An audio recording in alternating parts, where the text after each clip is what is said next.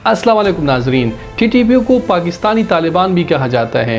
ये दिसंबर 2007 में वजूद में आई और इसको अम्ब्रेला ऑर्गेनाइजेशन भी कहा जाता है क्योंकि इसमें बैतुल्लाह मकसूद, लश्कर जंगवी, local faction from south Waziristan, north Waziristan, बाजवड़, Moman and Swat और कुछ फॉरेन फाइटर्स भी इसमें थे। इस मिलिटेंट ऑर्गेनाइजेशन ने अपने सेंट्रल लीडरशिप से ये कसम खाई कि हम प्रो शरिया आइडियोलॉजी और एंटी स्टेट काम करेंगे और कोऑर्डिनेटेड अटैक्स पाकिस्तान की मिलिट्री, सिविलियंस और पुलिस पर करेंगे। यहाँ पर सवाल ये पैदा होता है कि ये लोग इकट्ठे क्यों हो गए, क्योंकि ये जो ग्रुप्स थे ये पहले पाकिस्तान के ट्राइबल एरियाज़ में तो एक्टिव थे, लेकिन जो बड़े शहरों में थे वहाँ पर बिल्कुल एक्टिव नहीं, वहाँ पर उसका नाम व निशान भी नहीं था। लेकिन इसके कुछ वजूहात थे जो ये इकट्ठे हो गए, वन अम्ब्रेला यानी एक ही छतरी के तले आ गए।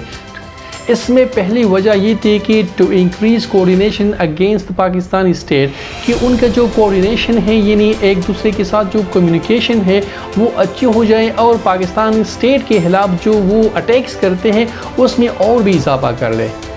दूसरी वजह ये थी कि उसके पास जो रिसोर्सेज थी और जो ट्रेनिंग था उसको मिला के पाकिस्तान स्टेट के खिलाफ इस्तेमाल करें।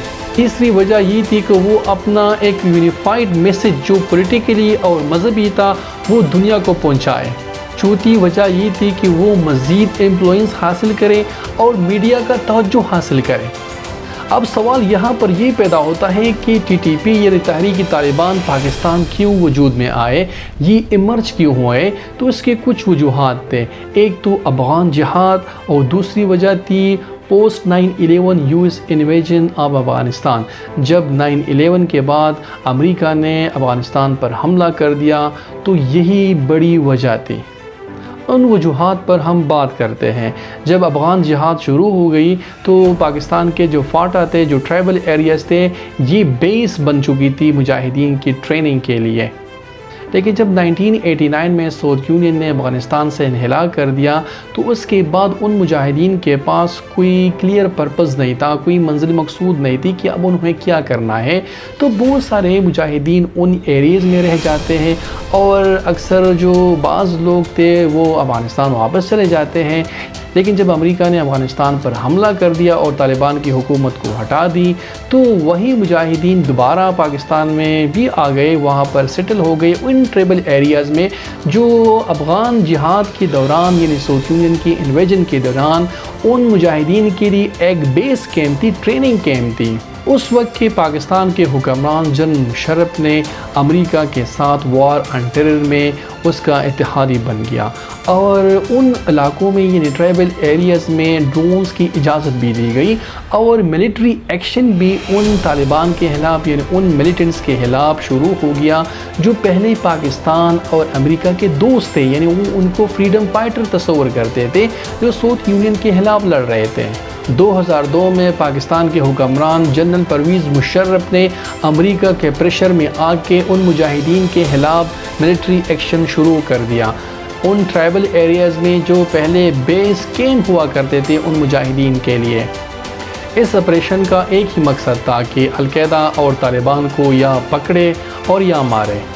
इस ऑपरेशन से हज़ारों सिविलियन मारे गए और हज़ारों लोग बेघर हो गए। तो इसी टैक्टिक्स और इसी एक्शन की वजह से पाकिस्तानी गवर्नमेंट के खिलाफ लोगों में नफ़रत बढ़ने लगी और उसी time local commanders Afghan Taliban को इस बात पर उकसा रहे थे कि आप पाकिस्तानी स्टेट के खिलाफ जिहाद का ऐलान करें, क्योंकि पाकिस्तानी स्टेट अमेरिका का ग़ुलाम बनता जा रहा है, उसका पपेट गवर्नमेंट है, यानी अमेरिका की एक पपेट स्टेट है यहाँ पर। 14 दिसंबर 2007 में साउथ वज़ीरिस्तान में बैतुल्लाह मकसूद ने TTP यानी तहरीक तालिबान पाकिस्तान का ऑफिशियली ऐलान कर दिया। उसने TTP के कुछ ऑब्जेक्टिव पेश कर दिए। एक तो to enforce Shariah law in Pakistan और दूसरा था to and military operation in tribal areas और तीसरा to fight against US and NATO इन अफ़गानिस्तान और चौथा था to target Pakistani officials, military, civilians and those who cooperate with the waste, यानी जो पाकिस्तानी मिलिट्री और सिविलियन ऑफिशियल थे जिसके अमेरिका के साथ बहुत अच्छे ताल्लुकात थे तो उनको वो टारगेट करते थे। ٹی ٹی پی کے گروتھ کے پیچھے کچھ وجوہات تھی. ایک تو Pakistan alliance with the use, Pakistan جو وار آن ٹیرر میں یو ایس کا اتحادی بن چکا تھا اور پاکستان نے billions of dollar counter terrorism کے عوض امریکہ سے حاصل کیا. اور سب سے بڑی غلطی یہ ہو گئی پاکستان سے کہ پاکستان نے ان ٹرائبل ایریاز میں آپریشن شروع کیے جو پہلے بیس یعنی ٹریننگ کیمپس سمجھے جاتے تھے ان مجاہدین کے لیے جو پہلے امریکہ اور پاکستان ان کو فریڈم فائٹر اور مجاہدین تصور کرتے تھے. اس قسم کے اقدامات سے جو ریڈیکل اسلامسٹ تھے وہ بہت غصہ ہو گئے. انہوں نے پاکستان پر یہ الزام لگایا کہ پاکستان نے ہمارے ساتھ دھوکہ کیا ہے کیونکہ پہلے جو افغانستان میں جو ایک ریلیجس وار لڑی جا رہی تھی، ایک مذہبی وار لڑی جا رہی تھی، اس کے خلاف پاکستان ہو گیا ہے. تو پہلے تو پاکستان ہمیں یہ سمجھا رہا تھا کہ یہ ایک ہولی وار ہے اور آپ فریڈم فائٹر ہو اور آپ اپنے حقوق کے لیے لڑ رہے ہو، تو یہ ایک جہاد ہے اور آپ لوگوں پر یعنی ساری دنیا پر فرض ہے، ساری مسلمان دنیا پر فرض ہے کہ وہ مسلمانوں کی مدد کرے اور افغانستان میں آئے اور روس کے خلاف لڑے. اور اس کے ساتھ ساتھ پاکستانی اسٹیٹ کی ڈول پالیسی نے بھی کنفیوژن کریٹ کیا تھا کیونکہ اس ٹائم پاکستان بعض طالبان کو سپورٹ کر رہے تھے اور بعض کے خلاف لڑ رہے تھے، یعنی گڈ اور بیڈ طالبان اس وقت سے شروع ہوا تھا. ناظرین میں آپ لوگ یہ بھی بتاتا چلو کہ ٹی ٹی پی کے افغان طالبان اور القاعدہ کے ساتھ بہت اچھے تعلقات تھے. دونوں یعنی القاعدہ اور افغان طالبان ٹی ٹی پی کو فائنینشیل سپورٹ اور ٹریننگ بھی دے رہے تھے اور آئیڈیالوجیکل سپورٹ بھی دے رہے تھے. اور القاعدہ کے لیڈرز اور including Osama bin Laden T T P کی آپریشن کو وہ انکریج کرتے تھے، اس کی حوصلہ افزائی کرتے تھے کہ آپ اپنے آپریشن کو پاکستان کے بڑے شہروں تک پلائے، یعنی لاہور، اسلام آباد، کراچی، ان شہروں میں بھی آپ دھماکے کریں، خودکش دھماکے کریں. اور ان تینوں گروپس کی آئیڈیالوجیز اتنے قریب تھی اور ہے کہ ٹی ٹی پی کے لوگ نیٹو اور افغان فورسز پر بھی حملے کرتے تھے افغانستان میں، اور یہاں اب پاکستان میں بھی کر رہے ہیں. ابھی بھی ٹی ٹی پی کے سیف ہیونز ہیں افغانستان میں، وہاں سے آپریٹ ہوتے ہیں، پاکستان میں دہشت گرد حملے کرتے ہیں. لیکن ابھی جو نیا کمانڈر ہے طالبان کے، انہوں نے کافی انتباہ کیا ہے کہ کسی کو اجازت نہیں ہے کہ وہ پاکستان میں امیر کے اجازت کے بغیر وہاں پر کوئی بھی کارروائی کرے، جہاد کرے، یا خاص طور پر انہوں نے یہ نام لیا کہ پاکستان نے تو بالکل نہیں. ٹی ٹی پی کے گروتھ کے پیچھے ایک اور وجہ بھی تھی.